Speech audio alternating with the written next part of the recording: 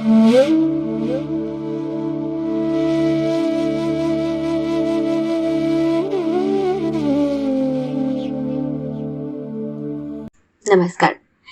किताबें बहुत सी में आप सभी का बहुत बहुत स्वागत है।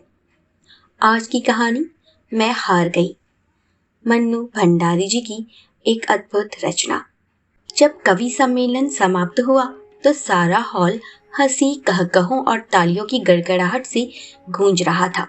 शायद मैं ही एक ऐसी थी जिसका रोम रोम क्रोध से जल रहा था। उस सम्मेलन की अंतिम कविता थी बेटे का भविष्य। उसका सारांश कुछ इस प्रकार था। एक पिता अपने बेटे के भविष्य का अनुमान लगाने के लिए उसके कमरे में एक अभिनेत्री की तस्वीर, एक शराब की बोतल और एक प्रति गीता की रख देता है और स्वयं छिपकर खड़ा हो जाता है।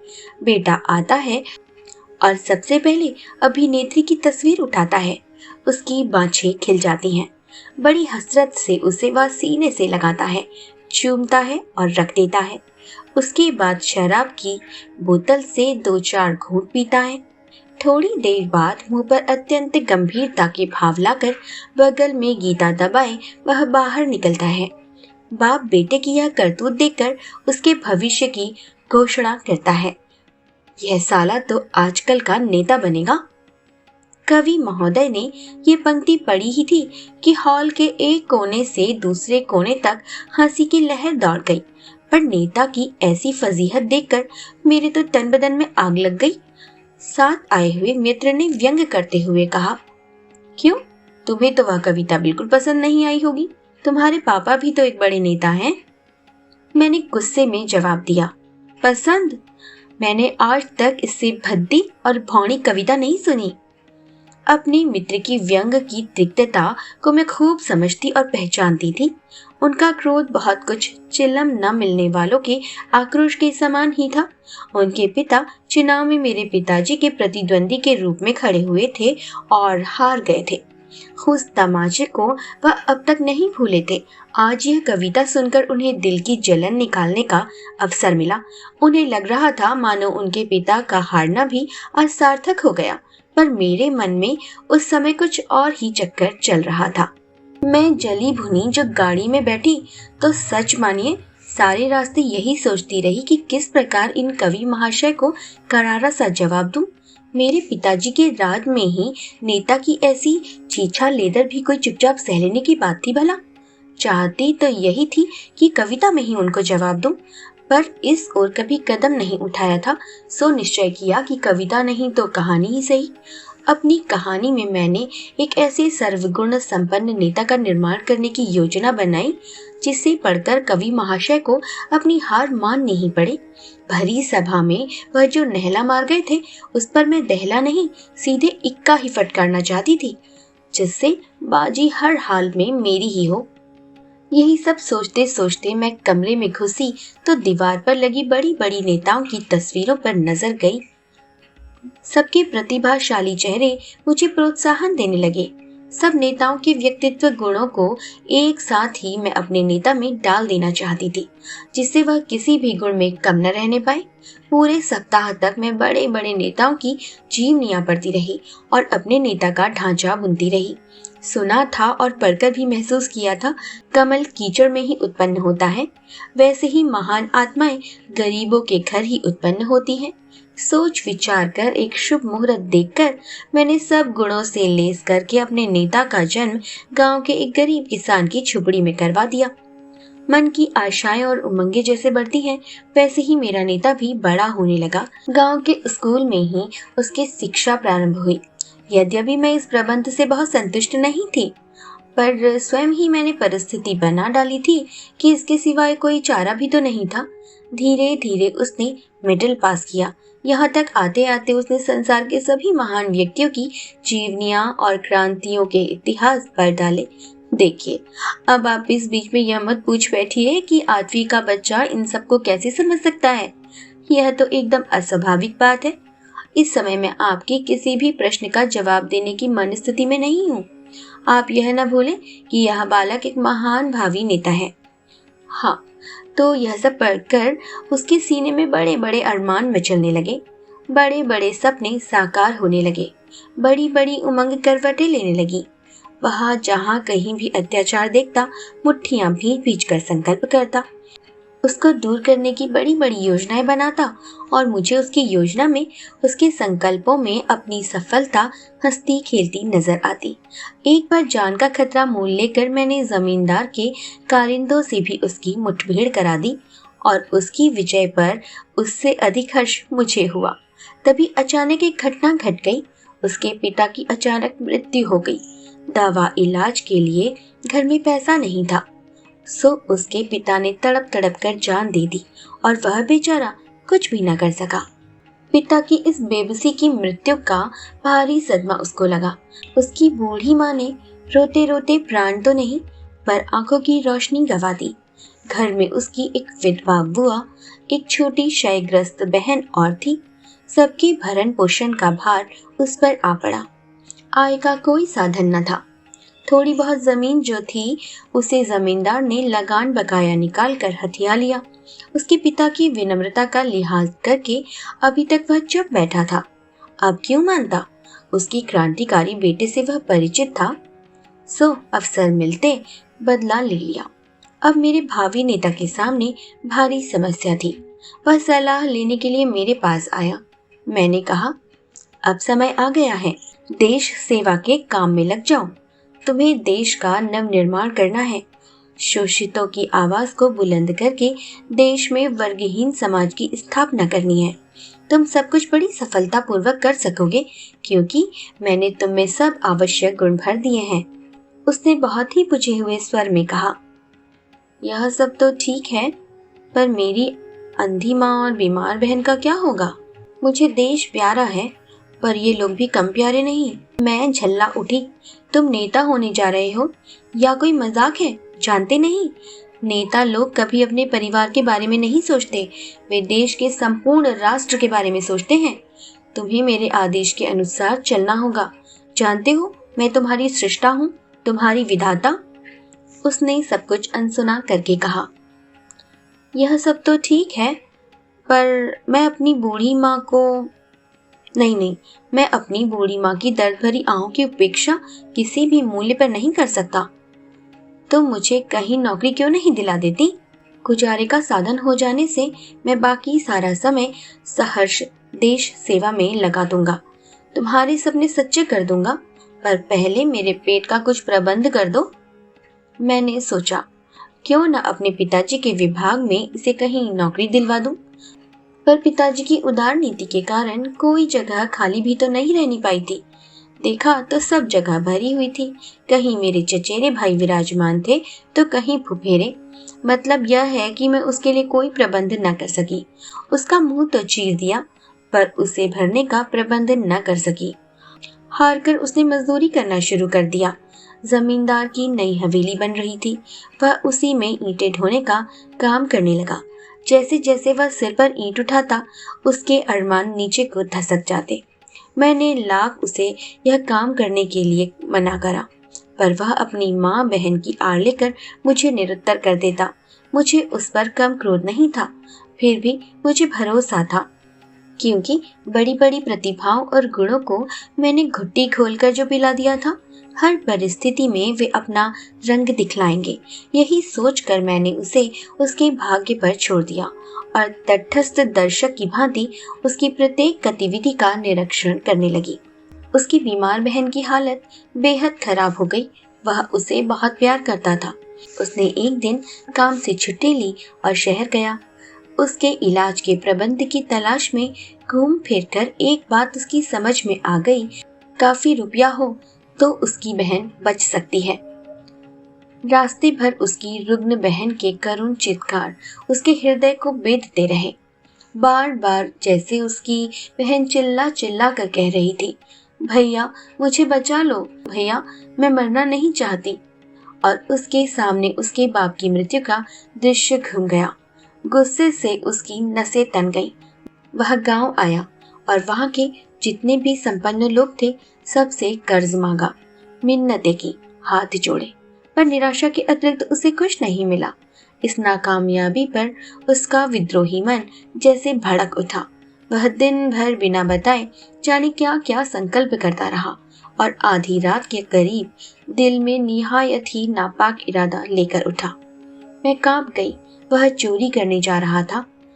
मेरे बनाए नेता का ऐसा पतन, वह चोरी करे? छी छी। और उसके पहले कि चोरी जैसा जघन्य कार्य करके वह अपनी नैतिकता का हनन करता, मैंने उसका ही खात्मा कर दिया।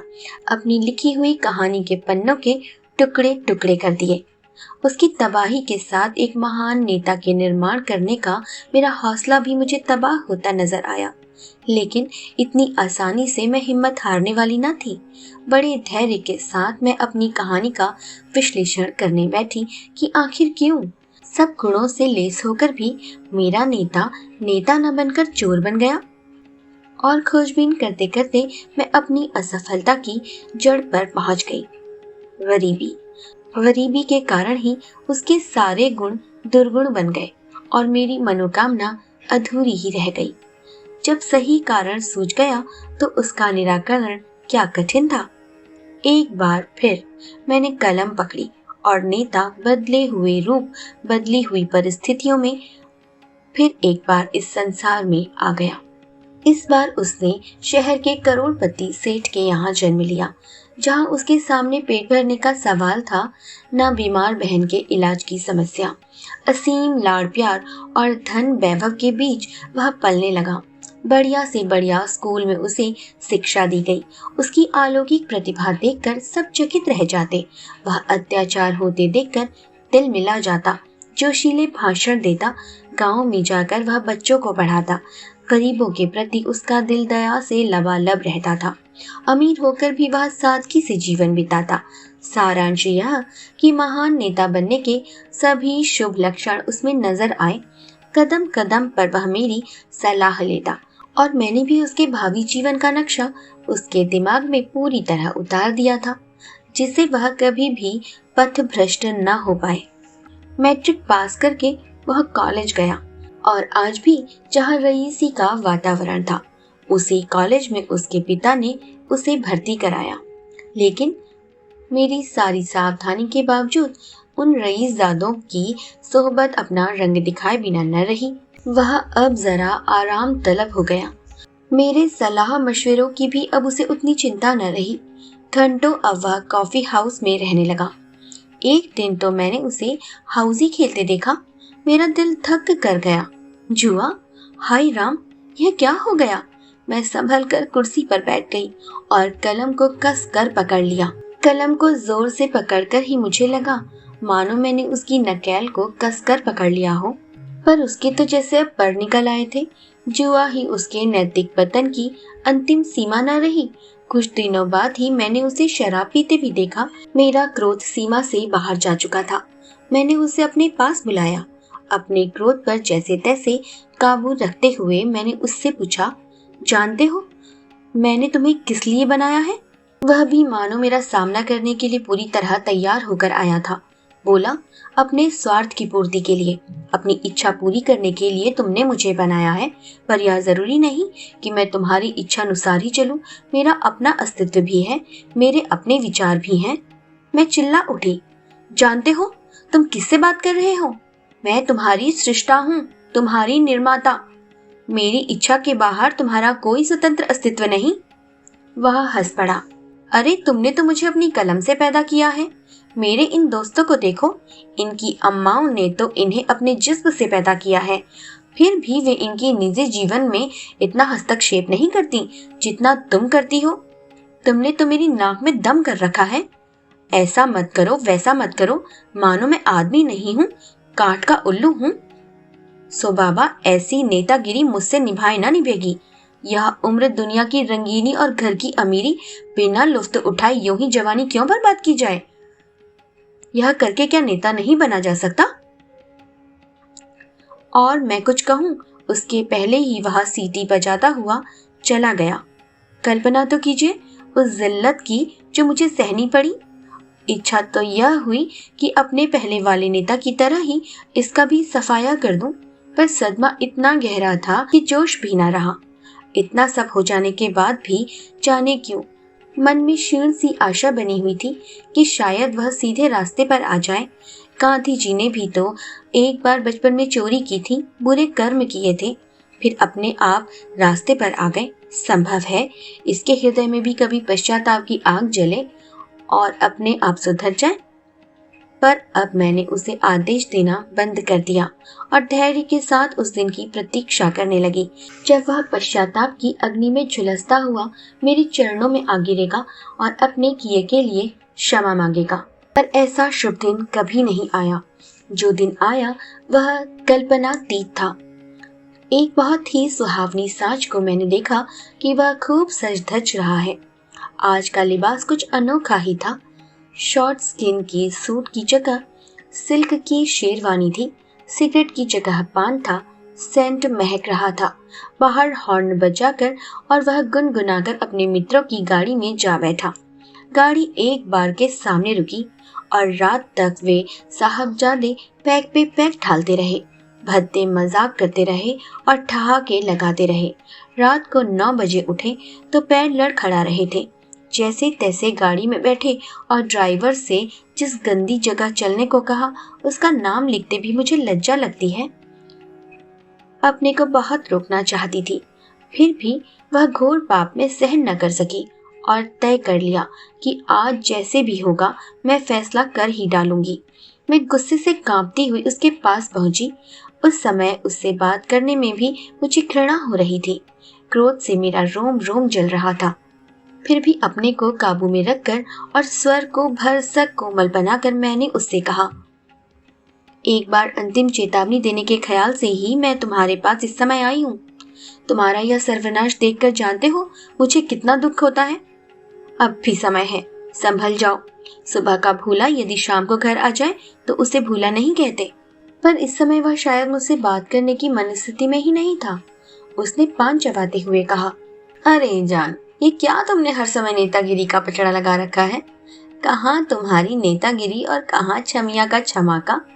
देख लो तो बस सुरूर आ जाए। मैंने कान बंद कर लिए। वह कुछ और भी बोला पर मैंने नहीं सुना और उसने जो आंख मारी वह दिखाई दी और मुझे लगा जैसे पृथ्वी घूम रही है। मैंने आंखें बंद कर ली और गुस्से से होंठ काट लिए। क्रोध के आवेग में कुछ भी कहते नहीं बना, केवल मुंह से इतना ही निकला, दुराचारी, अशिष्ट, नारकीय कीड़े। उसके मित्र ने जो कुछ कहा उसकी हल्की सी ध्वनि मेरे कानों में पड़ी। वह जाते जाते कह रहा था, अरे ऐसी घोर हिंदी में फटकारोगी तो वह समझेगा भी नहीं, जरा सरल भाषा बोलो। और अधिक सहना मेरे बूते के बाहर की बात थी। मैंने जिस कलम से उसको उत्पन्न किया था उसी कलम से उसका खात्मा भी कर दिया। वह छमिया के यहाँ जाकर बैठने वाला था कि मैंने उसे रद्दी की टोकरी में डाल दिया। जैसा किया वैसा पाया। उसने तो अपने किए का फल पा लिया, पर मैं समस्या का समाधान नहीं पा सकी। इस बार भी असफलता ने बस मुझे रुला ही दिया। अब तो इतनी हिम्मत भी नहीं रही कि फिर मध्यम वर्ग में अपना नेता उत्पन्न करके फिर से प्रयास करती।